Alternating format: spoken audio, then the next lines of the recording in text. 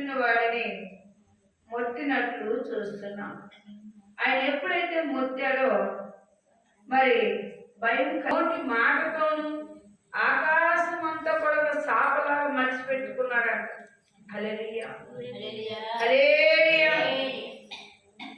ఎప్పుడైతే ఆకాశాన్ని మడిచి పెట్టుకున్నాడో దేవుడే చెప్తున్నాడు, ఆకాశము నా సింహాసనం, భూమి నా పాదపీఠం.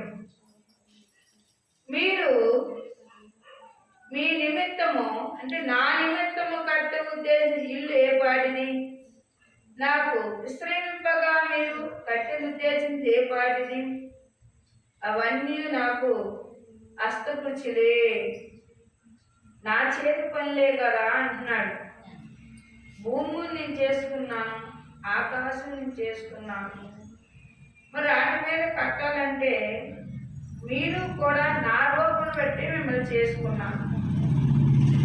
కానీ ఇప్పుడు కట్టి ఉద్దేశించిందయ్యా నేను కట్టానంటారు ఒకరు.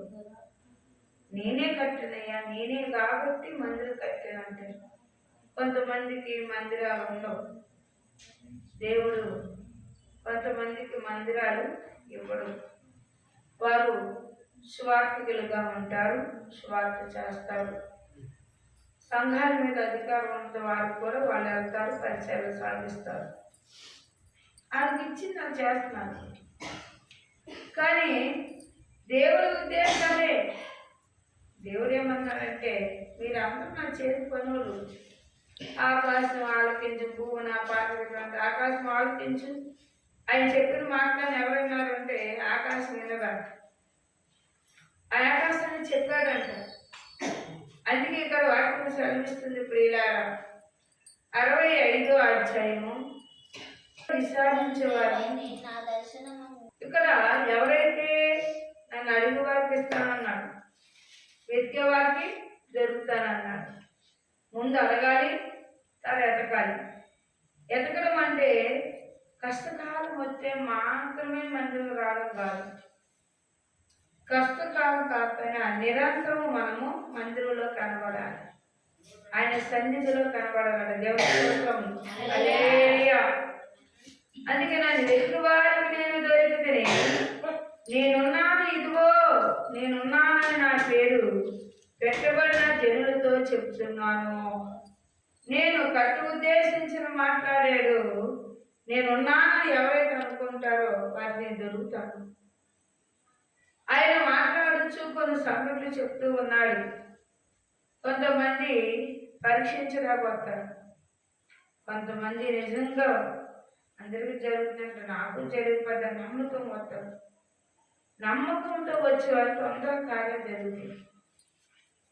ఆయన ఇంకా ఆలోచన చేసేవాడికి ఎదుగుతామంటున్నారు కదా, ఎతకరాడు.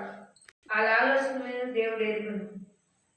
అందుకే ఇక్కడ అంటున్నాడు, నేనున్నాను, ఇదిగో నేనున్నానని నా పేరు పెట్టబడిన జనులతోనే చెప్తున్నాను. ఎవరైతే నేనున్నాను అనుకుంటారో వారికి నేను దేవుడై ఉన్నాను అన్నాడు. హల్లెలూయా. అది ఎంతగా శోధించినా అసలు దోష క్రియలే అడిగి పోవన్నాడు. ఎందుకంటే వాళ్ళు కడగబడరు, వాళ్ళు నమ్మకంతో రాదు, అవునమ్మకంతో వస్తారన్నాడు. అవునమ్మకం ఎవరి దగ్గర ఉన్నా నమ్మకే వచ్చేదాకా దేవుని ఎందుకు ఏ సూచి క్రియలు కనబడదు. ఆయన నమ్మితే చాలన్నాడు. ఆయన మాట ముందు నమ్మాలి. దాన్ని నమ్మేవారిని ఏంటి దేవుని కుదుర్చుకుంటారు, వాళ్ళకి నచ్చినట్లు జీవిస్తారు. దేవుడు అడిగినప్పుడు వాగ్దానానికి మాత్రం వాళ్ళు నిలబడలేదు. ఎందుకంటే అది అవ్వలేదు, ఇది అవ్వలేదు. ఎవరి మీద చెప్తారు? వీళ్ళు సరిగా ఉంటారు. ఆ పాస్టర్ వచ్చు, ఆ పాస్టర్ సరిగ్గా ప్రార్థనే రాదు, ఆ పాస్టర్ మా వాళ్ళు ప్రార్థన చేసి ఎందుకు జరగదు. స్త్రీలు ఎవరు చూడండి, ఎవరు తలంపులు బట్టి వాళ్ళు పాలించేవాడు దేవుడు. కానీ ఇవి వచ్చిన వాళ్ళు ఏమంటారు అంటే వాళ్ళు కనపరుచుకోలేదు దేవుడు. అందుకే ఇతరుల మీద నిందలో వేస్తారట. హల్లెలూయా.